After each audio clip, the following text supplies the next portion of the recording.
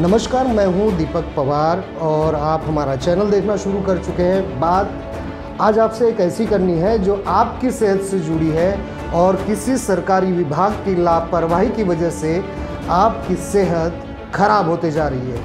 अगर भविष्य में आप पर या आपके परिवार पर या किसी बच्चे पर गंभीर शारीरिक बीमारियां, चमड़े की बीमारियां हो, रिएक्शन की बीमारियां हो, गले की बीमारी हो या उनके फेफड़ों में बीमारी हो जाए तो इसका सीधा जिम्मेदार सड़क बनाने वाला वो विभाग है जो अब तक सोया हुआ है।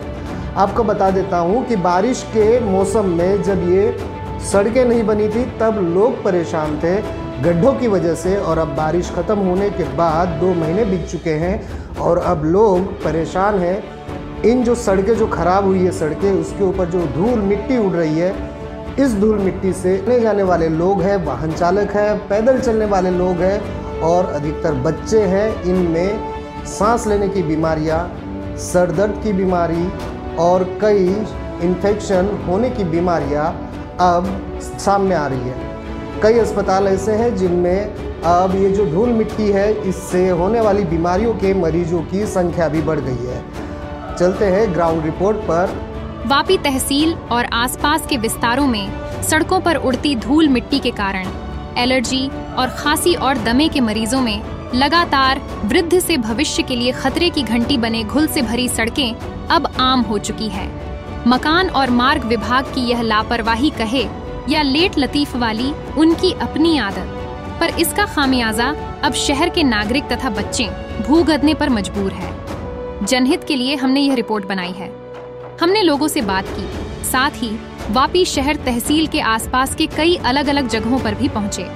हालात काफी खराब दिखाई दिए, सड़कों के और सड़कों पर उड़ती धूल मिट्टी के नजारे के। हम वापी के डॉक्टरों से मिले तथा इन बढ़ती धूल मिट्टी उड़ती धूल के वजह से क्या बीमारियां हो रही हैं और अस्पतालों में मरीज बढ़ रहे हैं या नहीं, यह भी पूछा। तो आप सभी दर्शकों से निवेदन है कि कृपया लक्षण दिखाई देने पर किसी अच्छे जाने माने डॉक्टर से तुरंत जांच करवाएं। बहरहाल मुद्दे पर आए तो इस प्रकार की हालात का जिम्मेदार कौन है और किस अधिकारी को नींद से जगाने की जरूरत है, आप दर्शक समझ सकते हैं। एक्चुअली क्या होता है कि जो सड़क की धूल होती है वो सामान्य धूल नहीं होती है। उसके अंदर सिलिका, एल्युमिनियम, टाइटेनियम जैसे घातक चीज़ें होती हैं उसके अंदर। और जो सड़क पे जो वाहन चलते हैं, वाहन भी बिल्कुल जो उनके जो कण होते हैं वो जो रोड पे गिरते हैं, वाहन के जो प्रदूषण के जो कण गिरते हैं, और यही जब हम श्वास के रूप में लेते हैं तो हमारे अगर फेफड़े में जाके चिपके तो ये दमा, अस्थमा या लंग कैंसर जैसी बीमारियों को जन्म देते हैं। और एक बड़ा चौंकाने वाला आंकड़ा है, मैं आपको बताऊं कि जो भारत में जितनी भी मौतें होती हैं उसमें से 25% मौतें जो हैं ये प्रदूषण की वजह से ही होती है। 25, ये जो शरीर के लिए नहीं सही है। अभी केमिकल का हो गया, सड़क की हम बात कर रहे हैं तो सड़क में तो मैंने आपको 3 तत्व बताए जो मेजर आपको मिलता है। टाइटेनियम हो गया, एल्युमिनियम हो गया और सिलिका हो गया। तो ये बिल्कुल घातक है, नुकसानदेह है। इसीलिए बहुत जगह पे कई तरीके से हम चीज़ें कर रहे हैं जिसको रोका जा सके। जैसे अभी मान लीजिए कोई कंस्ट्रक्शन साइट चल रही है तो उसको कवर करके बना रहे हैं। सड़कों की सफाई होनी चाहिए जो अपने यहाँ नहीं होती है, सड़क धुलनी चाहिए। तो ये सब चीज़ें करने से हम कहीं ना कहीं उस पर रोक टोक कर सकते हैं। सबसे ज़्यादा दमा, श्वास से संबंधित जितनी भी बीमारियाँ आप ले लीजिए, चाहे दमा हो, अस्थमा हो, या मैं बड़े स्तर पे जाके बोलूँ तो लंग कैंसर तक हो सकता है। क्योंकि ये जो जाता है वो बिल्कुल चिपक जाता है और चिपकने के बाद ये कई तरह की बीमारियों का इसके जन्म होता है। श्वास की तकलीफ तो रहेगी, मैंने बड़े स्तर पे बोला कि इससे लंग कैंसर, अब जितनी हम बीमारियों का नाम हमने पहले लिया वो छोटे स्तर पे है। कहीं ना कहीं उनका एक इलाज है, उसका एक आप रोकथाम कर सकते हैं। लेकिन जब हम लंग कैंसर की बात बड़े स्तर पे जाके करते हैं तो आप सोचिए कि इसका नुकसान कितना होगा। एक्चुअली जो माध्यम है बीच बचाव के ना, वो अगर इस्तेमाल करें ना, पानी का छिड़काव करें, सड़कें धोई जाए, साइड कंस्ट्रक्शन कवर करा जाए तो बड़ा। और जैसे डीजल के वाहन हैं जिनकी बिल्कुल एक्सपायरी हो चुकी है, उनको सड़कों से उठाया जाए, तो ये सब सम्मिलित प्रयास होगा ना। जो पॉल्यूशन जो है, जो हम धूल कण की आप बात कर रहे हैं, सड़क के धूल कण की बात कर रहे हैं, मैंने कहीं पर पढ़ा था या आपने भी सुना होगा कि जो बड़े महानगर हैं, दिल्ली, बॉम्बे, वहाँ पे जो 60 से 70 तक का जो पॉल्यूशन है वो सिर्फ कंस्ट्रक्शन साइट और सड़कों के धुएँ की धूल धुएँ की वजह से है।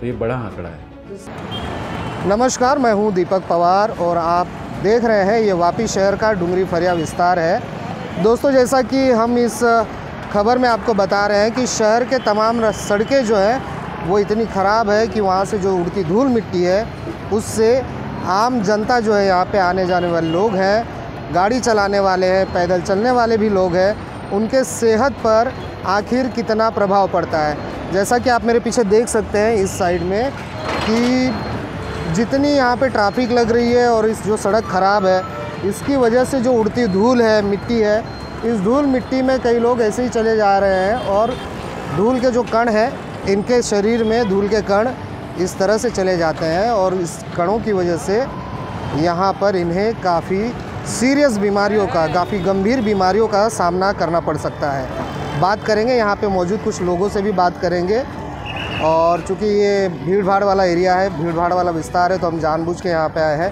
ताकि ज़्यादा से ज़्यादा लोगों से हम बात कर सकते हैं। क्या दीपक जायसवाल। कितने साल से ड्राइविंग करते हो?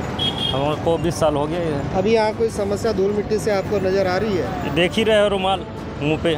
क्या हो रहा है बताइए। देखिए आप लाइव पूरा देखिए, इधर से धूल पूरा उड़ रहा है, मट्टी मट्टी हो रहा है और सड़कें ऐसे हो गए हैं जैसे पाउडर उड़ रहे हैं। इससे कोई समस्या हो रही है? समस्या खांसी और सर्दी जुकाम यही सब हो रहा है, सांस लेने में तकलीफ हो रही है। क्या कहना चाहोगे? हम तो यही कहना चाहते हैं गवर्नमेंट को कम से कम इसका सुविधा जल्दी से करें। धूल मिट्टी इतना उड़ता है कि आदमी लोग बीमार पड़ गए, कितने रिक्शे वाले भाग गए गाँव बीमार पड़ करके। क्या हो क्या रहा है? इतना धूल मिट्टी इधर से उड़ता है, इतने गड्ढे हो गए, गाड़ी फंस जाती है, कहीं बंद पड़ जाते हैं, पूरा ट्रैफिक लग जाता है, पुलिस वाला परेशान हो जाता है। कब से? ये तो जब से रोड बना है तब से ऐसा ही है। आपका नाम क्या है? आपका नाम? अनिल कुमार वर्मा। तो वर्मा जी, ये और क्या क्या तकलीफें हो रही है धूल मिट्टी से? धूल ही से तकलीफ हो रहा है सर, और क्या तकलीफ है? ये धूल मिट्टी क्यों उड़ रही है? वही रोड खराब है उसकी वजह से। क्या चाहेंगे आप? છેલ્લા 7 વર્ષથી રહું છું। મારું નામ ડૉક્ટર હિમાંશુ પટેલ છે અને હું પ્રેક્ટિસ કરું છું અહીંયા વાપીમાં। હું મુંબઈથી આવ્યો હતો।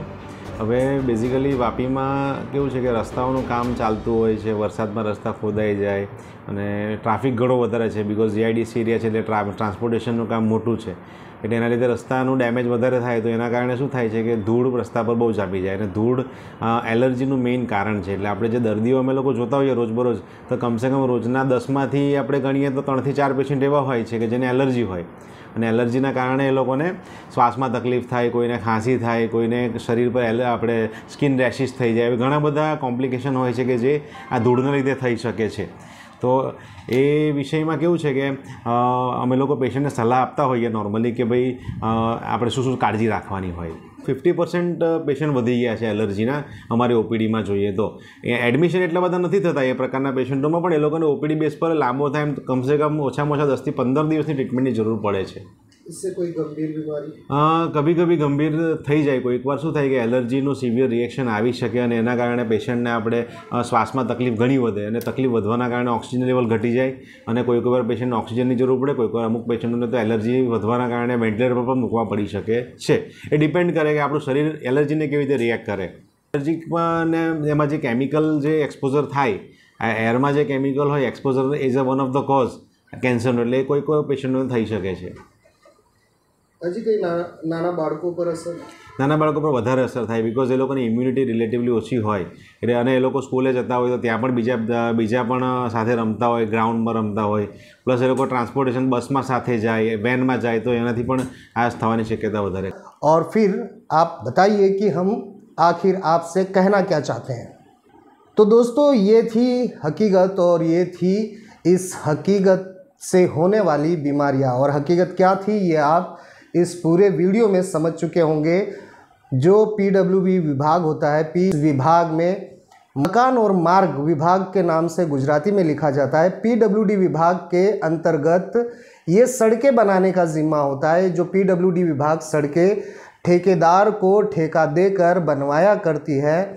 अब इन जो सड़कों के काम ठेकेदार करते हैं, इसमें ये लोग कितने पैसों का काम करते हैं, कितने अपने जेब में डाल देते हैं और कितना कमीशन बेस्ड काम हो रहा है, ये आप देख रहे हैं जगह जगह पर। जैसे हमारे कपड़े जब फट जाते थे तो उसमें रफू करके चलाया जाता था, वैसे ही वापी शहर की तमाम सड़कों पर आपको रफ़ू मिलेंगे, उसके बावजूद धूल है जो उड़ती जा रही है, सड़कें हैं जो ख़राब होते जा रहे हैं। काश पीडब्ल्यूडी विभाग और जो कोई भी विभाग इसके लिए ज़िम्मेदार हो, उसको होश आ जाए, वो अपनी गहरी नींद से जाग जाए और वापी तहसील की जनता की सेहत से खिलवाड़ करना बंद कर दे।